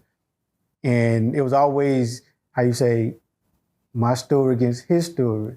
So because it was my story against his story, the only way everybody felt like it was able to be settled was got to do something to him. So it was either you do something to him or we do something to you. And after this happened, like, what was going through your mind? Were you hurt? Were you like, did you think like, can you just kind of walk us through like what goes through a man's mind when something like this happens? Yeah, my asshole was hurt. Normally people get put in, what's it called? The infirmary? Did you seek to go? Yeah, I didn't tell nobody. I really, okay, I know you all have heard plenty of stories about women out here that get raped. Right. And how after it happens, even if they know the person, it's somebody that they've known for a long time, they still don't want nobody to know. They still don't want it to, they just want it to be an isolated incident. And that's kind of what I was going to do. Right. It happened, it was over with, and I was just like, man, I like I said, I just stopped hanging out with the dude. I stopped going around him, stayed in my unit. I would still come out and watch TV and whatnot, but I would not go nowhere where he was. And did he try you again? Did he ever try to make it? I've never talked. Well, he was sending word through other people that we knew, like from New Orleans, that was in my unit. Hey, at that point it was Lil Red. Hey, tell Lil Red to come on over here and talk to me. And so I have to ask, how long did it take you to, one, physically recover, two, mentally recover in regards to just getting back to normal? Physically, probably, I don't know. I don't even know the time frame, but mentally, I think mentally deep down, I still have maybe some issues. Because even at one point, once I got to North Carolina, I started going to therapy. I started seeing a therapist, and for 10 years, I was in and out of therapy. And most of that was because of that, and to just learn about me in general, about my childhood, about me, why I was the way I was, and then how to continue to survive in prison from that point. Like Baba Shaka was saying, technically, once word gets around that this happened, there should have been some type of form of either retaliation. Again, you already kept it solid. Like there should have been somebody in your corner. Yeah, that's what I was saying. Either they came to me, I saying they, because it was Louisiana people and California people, because I was hanging around a lot of Crips too. And so it was like a collective. They was like, hey, if you're going to continue to hang around us and be with us, then you got to do something. Either if you don't do something, then we do something to you, because we can't have that, basically that blemish on our car, on our car, so to speak. Yeah. And so they felt like if I didn't do something, they'd do something to me. So they put a blade in your hand. They put a knife in your hand. Yep. It was an ice pick. An ice pick. Who? And you don't gotta say no names, but as far as who within the group gave you that ice pick, was it somebody that's respected or just somebody that just somebody that I guess they felt that I respected them because that was somebody I was talking to on a daily basis. I see. Because it was somebody more around my age. I ain't gonna lie, for them to even get you the ice pick, that means they're serious about it. But what was it for you that made you not go through with? Because I ain't got the heart for that. And this is about how that ice pick getting put in your hand, about how many days or weeks or months after that this situation happened? About a month. About a month. So in a month, it wasn't in your heart to like put again, because we were talking, people that listen to this are just normal people that live a 9 to 5 or probably, haven't lived that kind of life yet. To take a blade and say, let me a month later, not saying for no reason, but let me build it up in my heart to go either try to end this man. Because you got to end this man. You can't just stab him in intention, let me scratch his leg. Yeah, because in instances like that, it's going to be a to death situation. Yeah. Because the only way you survive something like that is if once it starts, the police are kind of like right there to break it up. Stop it up, yeah. But other than that, if it's done off in the corner somewhere and the police can't get there, one of y'all gonna die. One of us would have, and it'd probably been me because I was the smaller one.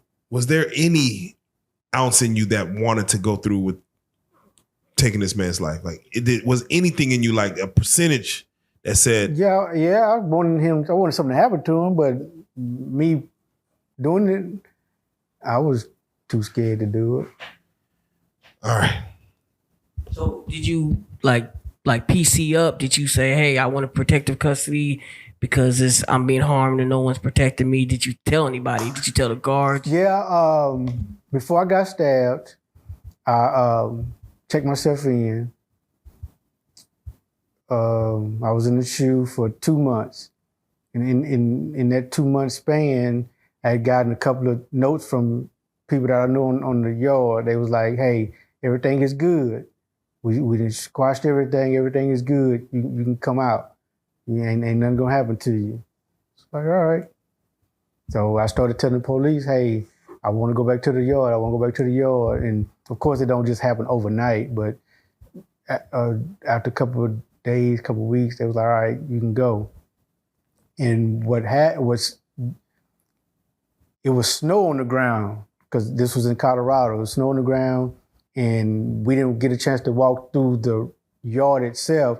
We walked through what they call the tunnel, because because of how Colorado was, and it was in the mountain, they had to have tunnels built. So if there was ever any inclement weather, even like fog, anything, the yard would have to get shut down. We could still operate. We could still go to work. We could still go to lunch, because some prisons I've been to, if there's fog, the whole prison shuts down until the fog clear. And sometimes that won't be until 11, 12 o'clock daytime. But by then, you'd have missed a half a day of whatever. But anyway, at Colorado, when they let me out the SHU that day, they sent me through the tunnel. And when I get to the unit, it was like, one guy, he was like, what are you doing back here? I was like, well, I got a couple of notes that said it was all right for me to come back out. He was like, no, bro. Now, cuz you got to go back up. You got to go back up. I was like, hold on. It was like, no, you let that shit happen to you. You can't be out here with us. You can't let that shit. He said, hold on, I'll be right back. And I'm standing in the cell talking to somebody. And next thing I know, he comes back in. He has gloves on his hands. So I was like, oh shit, this ain't finna go right. And before I knew it, he out his pocket, and he started swinging, and I fought back, but it still wasn't enough to dodge the getting hit. And then I ended up getting out of the cell, and the police came, and I had a knot on my head, and that's kind of how I got caught from that, and then I went back in the SHU. How long did you stay in there? The second time after I got stabbed, 7 months, until I got transferred to another prison. Where did you get stabbed? I got hit in my arm and in my chest and in my back. The sensation of being stabbed, was it an ice pick, or do you even know what it was that hit you? I assume it was, I say ice pick, but. That sensation, did you know it happened as it happened? You know, just the adrenaline of it all didn't register until after I got to the lieutenant office, and they was like, were you fighting? I was like, no. It was like, yeah, you are, because you got a bruise on your forehead. I was like, no, it wasn't. It's like, hold on, take your shirt off. And when I took my shirt off, that's when I seen I had been cut in my arm. But the police standing behind me was like, yeah, you got a cut on your back. And the police was like, it's like, damn. It's like, all right. Damn. And at this time, you're still 21? Nah, by Florence, I was 22, 23. So did the administration recognize that you couldn't make it in that type of setting? So Well, I was transferred from Florence because of that. And then once I went to Florence, the next penitentiary I went to was Allenwood, Pennsylvania. So now I went from Kansas to Colorado to Pennsylvania. I did some good time at Pennsylvania until my past started to catch up with me again. People from one prison came there and was like, hey, he got raped at this prison, then he got stabbed here. So it was like, no, dude, you can't be on this compound either. But it just so happened that the psychology department came through and started talking to me, and they found out that although my sentence made me have to be in a penitentiary, my adjustment to the penitentiary life wasn't all that great. So they put what they call a management variable on me. And the management variable, it's basically a waiver. They waived the criteria that prevented me from going to a medium, which was my time.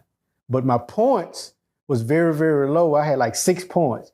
So because of that, they was like, well, we're gonna waive your time and drop you down to a medium so we can send you to this prison. And that prison was in North Carolina. And man, that was I had never done, that was the best time that I did, the entire time I was in prison. 5 years in North Carolina. mind you, if you pay attention, some of your hardcore rappers that's around, they don't get a chance to go to these places that we was at. They in Texarkana, they in Fort Worth, but they supposed to be riders and thugs. They'll come on, I've been to the pen. Nah, you ain't been to the pen.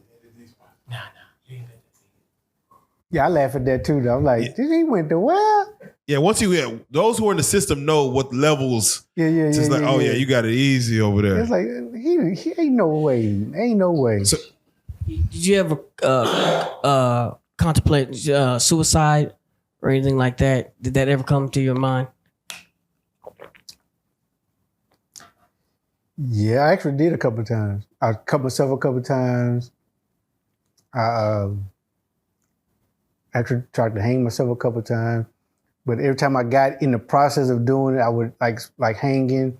I hang there for a few seconds. I was like, man, this ain't gonna work. But as far as cutting myself, once that process started, a cut is a cut. It's there. Ain't no. The only thing is just a matter of how deep you gonna cut. Right. But yeah, I cut myself a couple of times. When you were in solitary confinement, like, what was that like for you?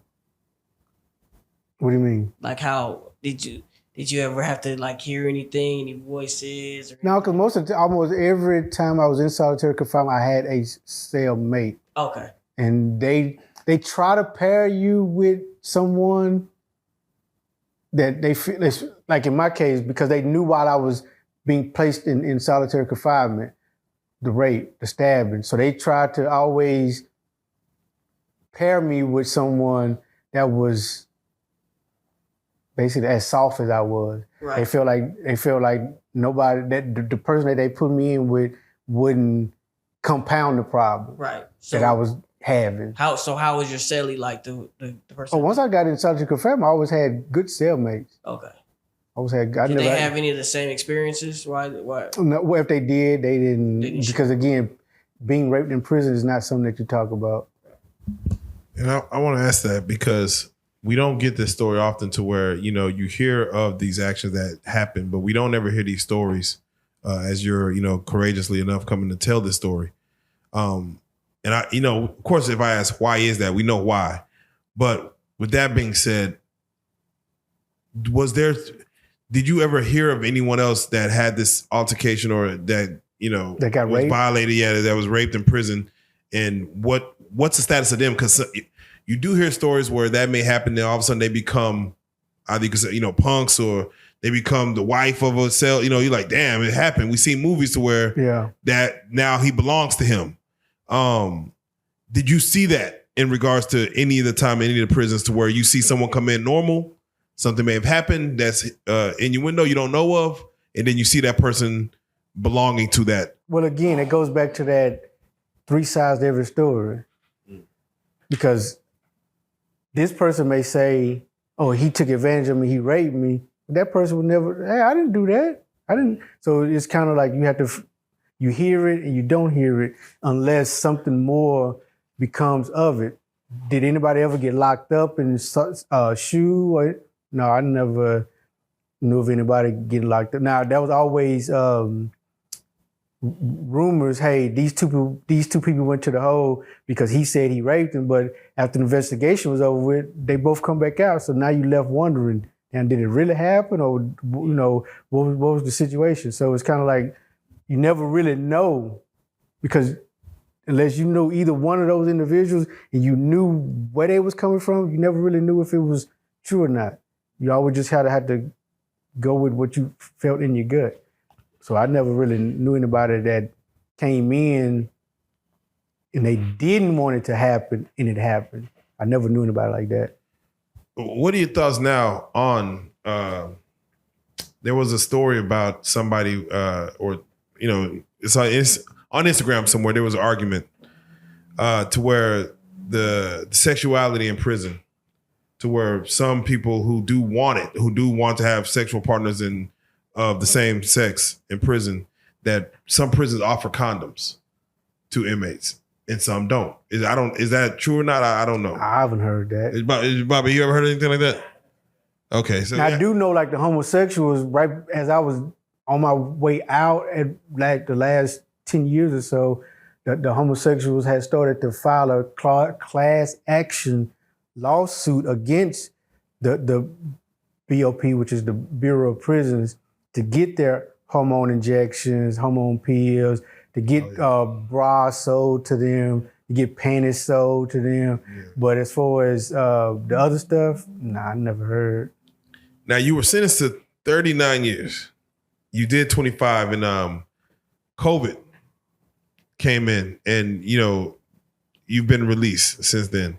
But it wasn't easy to get released. It wasn't by chance. No. You had to have, I'm assuming, some friends or something in some high places. Or how did you get out? Well,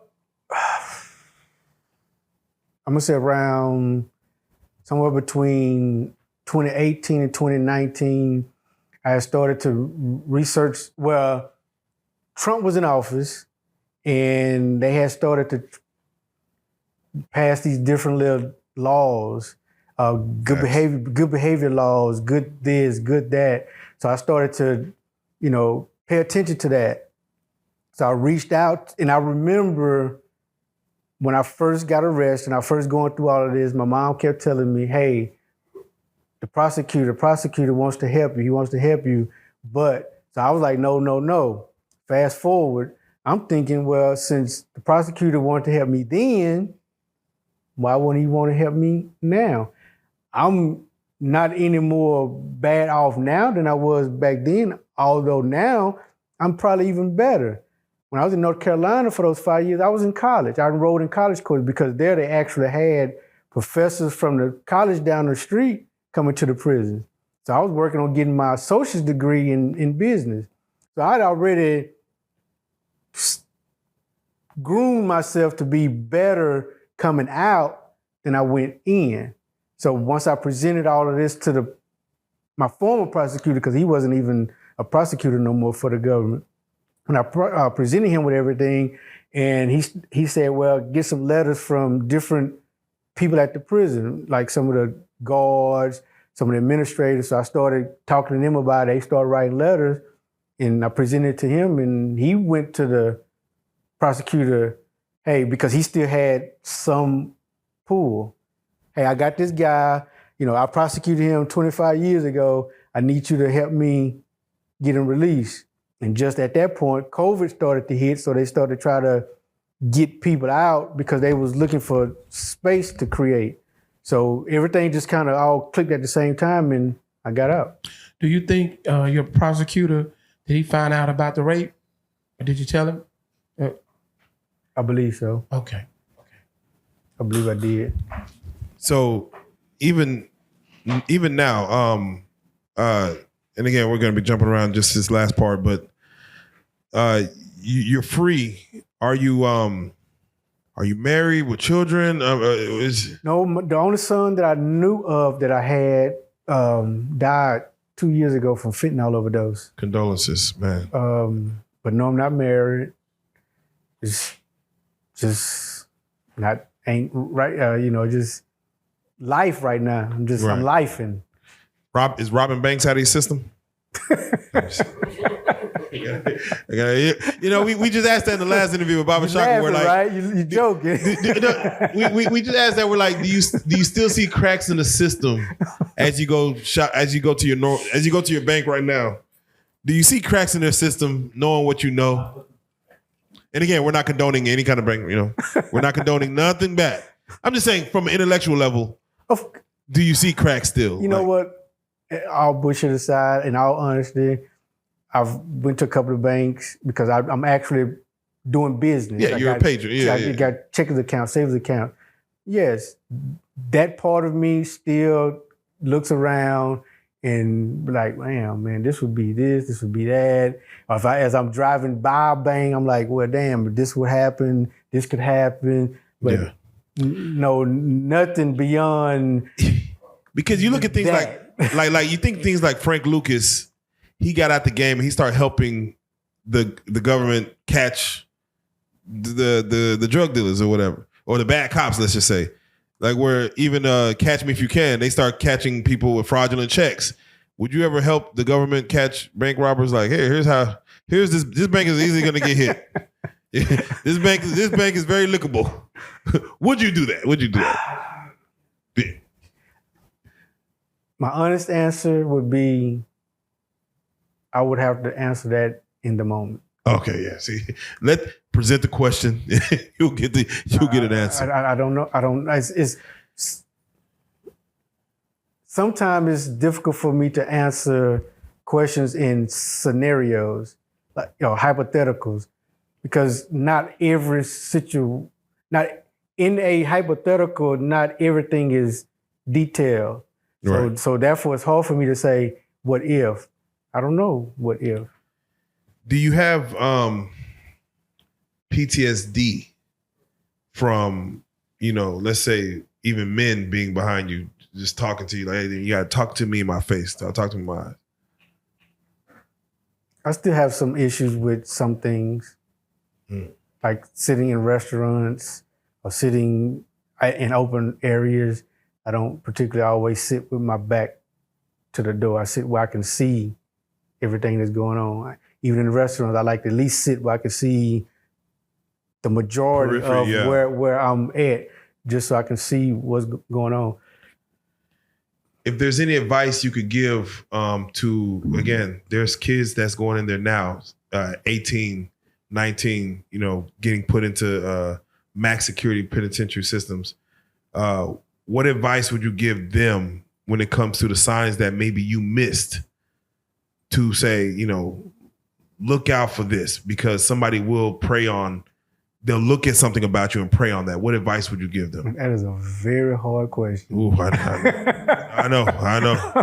That is a very hard question because, again, people are different. What I tell you may only work for you. It may not work for you, and you. See what I'm saying? Because everybody goes into prison differently.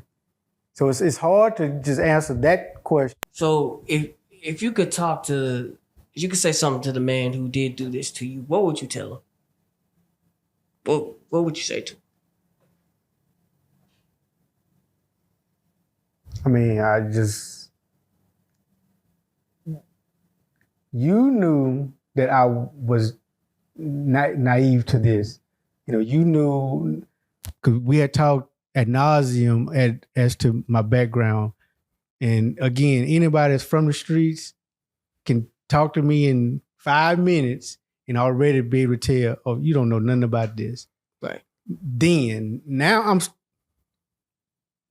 I'm still kind of green, but not as much as I was back then. Right. Because now I've been around people from the federal system, they lock up people from all around the world, literally.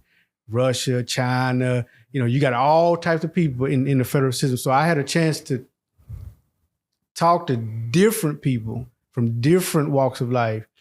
And that just kind of, how you say, made me open up my eyes to different things. And I would just tell him, that was wrong. Like he said, you should have been schooling me rather than trying to figure out how to take advantage of me. Right. Especially if you from my area and you calling me a homeboy, I'm supposed to be somebody you're supposed to be trying to look out for to protect me from the other wolves out there. But instead, you the one that laid there and was a sheep in wolf's clothing. Right. A wolf in sheep's clothing. Do you consider him gay?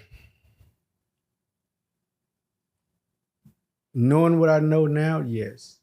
Back then, see, you got to, and I always had to answer some questions with a two-part answer. It's not that black and white. At 50, of course, I see the world differently now than I did at 20. Right. So going into prison, what I thought about gay people or homosexuals was way different after I started going through the system.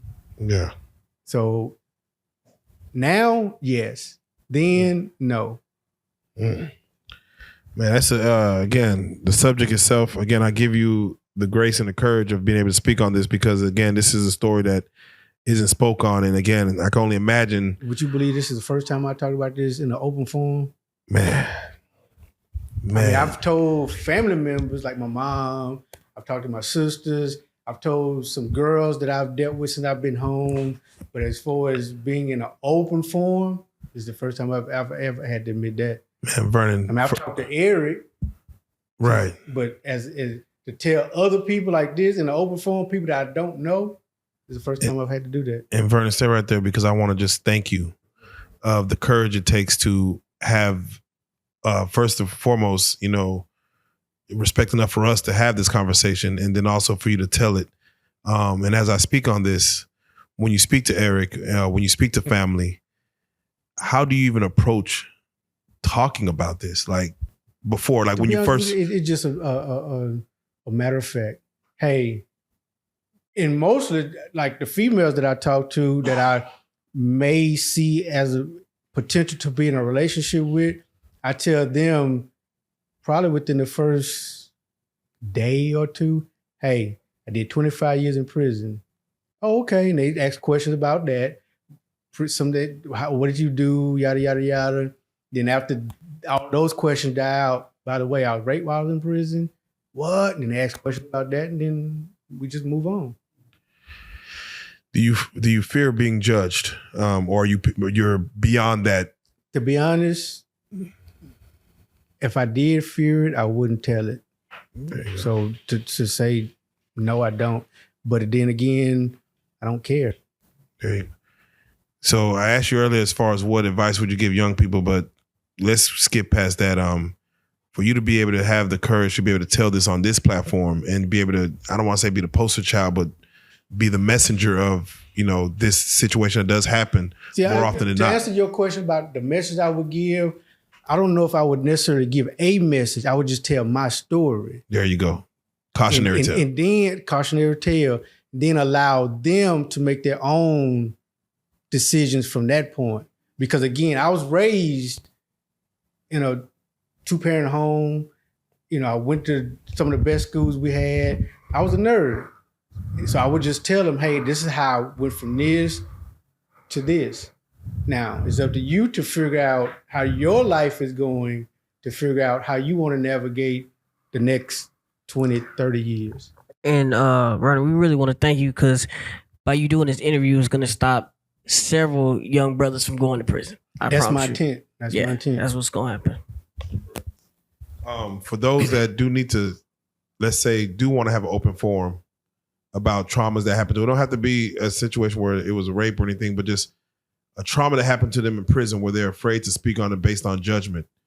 Can you at least let them know as far as what has it helped you with being able to get be able to speak on it more now than you did before to say, all right, let me just get this off? Just maybe feel more comfortable with me.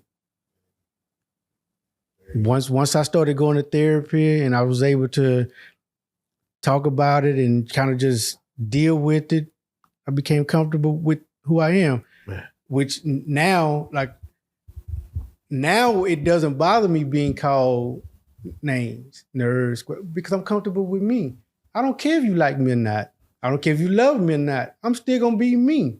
I'm still gonna be Vernon Miller. I don't care if you don't like me being a nerd or if you love it. I had to, once all of this started happening in the beginning and I was able to get to North Carolina and start going to therapy, I had to realize you can call me all the names in the world. I'm still gonna be the same person. I'm still gonna be light-skinned, bald head, short, tall, however you want to look at me, I'm still gonna be that same person. It's not going, your adjective's not gonna change me. Vernon, first of all, for your service, having children and grandchildren, I thank you for protecting our freedoms. Secondly, you're a very courageous young man. For you to take this platform public is probably going to help a lot of people. I can't say enough about you, but you obviously have a good friend in Eric. And hopefully, you'll help a lot of people. And if I could do anything with Eric and you to help you with the movie, just let Joker know. And I'll be glad to be there for you, sir. Yeah, I'm actually, when I got to West Virginia, I met a guy and I started taking a creative writing class. And with that creative writing class, he gave me the idea to start writing a book. So I started writing. My rough draft manuscript is complete. I'm just working now to try to get it touched up and edited and published, because my entire book is about the 9-month crime spree that we was on. And I say that with some hesitancy because it's an actual true story, but the names are changed.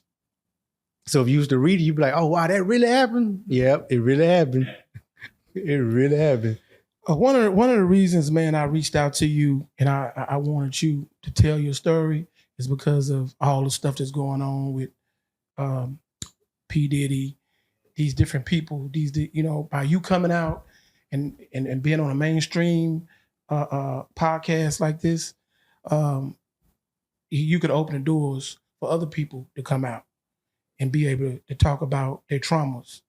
You know what I'm saying? Because they got people that's living that won't talk about some stuff that happened. So I commend you as well, bro. You know what I'm saying? I told you, I got you. Got you, bro. I ain't got a lot of money. I know I ain't got a lot of money to give you, but I got you.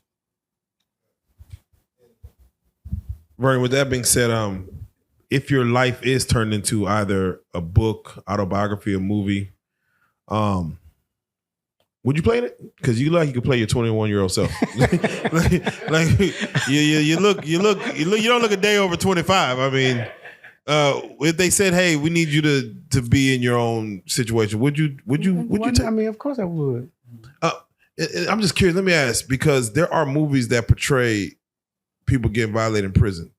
Can you watch those movies like Lockdown, American Me, or just any of those prison movies? I watch them, but it's kind of like I cringe a little bit at some of it. Yeah, mostly because I know it's Hollywood. I know it's exaggerated, but yet I can kind of feel the pain, I guess how you say. Yeah. It's like wow, I've been there. I know that, but yeah, I still watch them. Yeah, it's not too often we speak from a victim standpoint.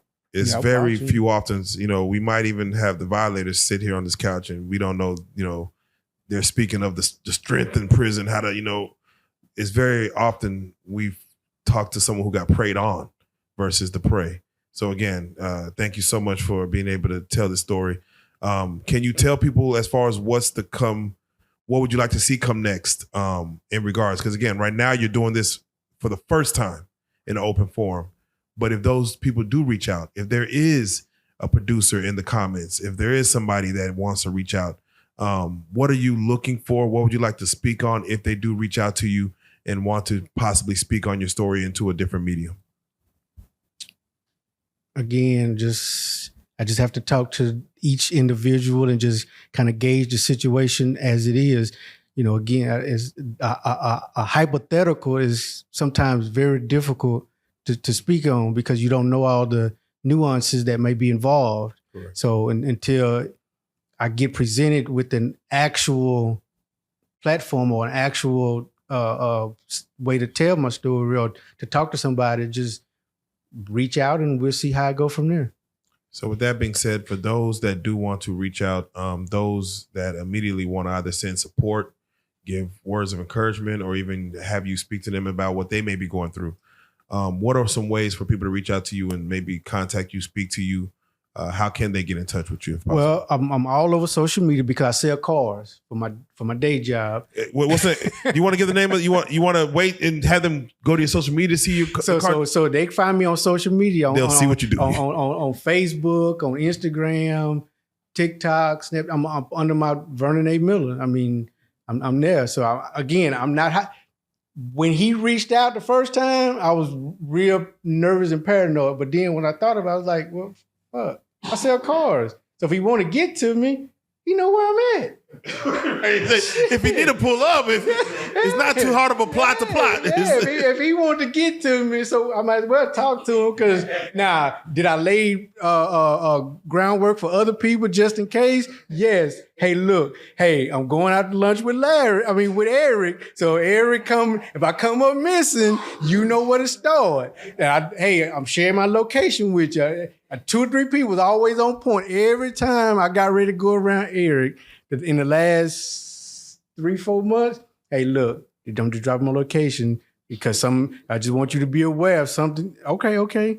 Even coming here, hey, I'm taking a trip to Dallas. I'm dropping my location. So if you don't hear from me by such time, hey, start looking for me. I had the one girl I was talking to, I had her take a picture of my outfit today. He thorough. Just in case I come up looking. Just in case I come up missing today. If you don't, because she know we talk all day. Yeah, so man. if she don't hear from me by a certain time, hey, this is what he had on last when I saw him. Well, hopefully you can read energies, man. Eric Babachak, his energy is good. You got these guys here, man. Their energy is good. Eric, they say that the truth is often told in a joke. So while I may be joking about it, I'm still being honest about it. Although there's no real fences or bridges for me, Eric, to men, because we didn't do nothing to each other other than the fight or whatever. Everything else was just through other people. So now on this side of it, I'm trying to get beyond the paranoia of it all and try to be friends.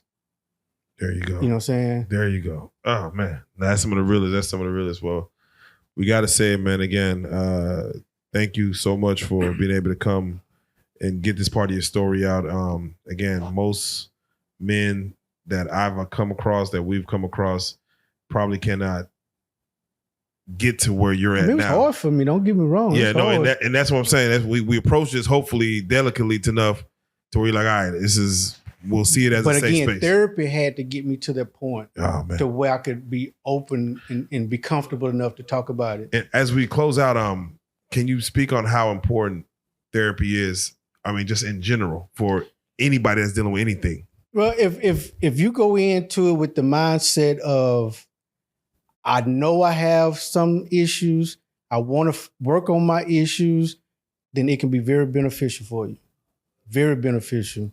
Because therapy, for me, therapy allowed me to learn a lot about myself, why I think the way I do, why I act the way I act, because I started to find out about some of the mental health issues that I had or have.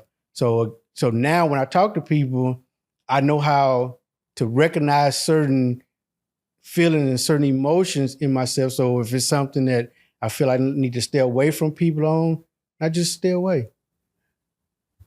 Well, there you go, man. I have to say it. Vernon A. Miller, the coldest car salesman in the land. We got to say it, man. You're on this couch, man. You're giving a hell of a testimony. But again, we got to thank you, man. But Vernon, you are a real life street star, man. Okay, salute. We salute.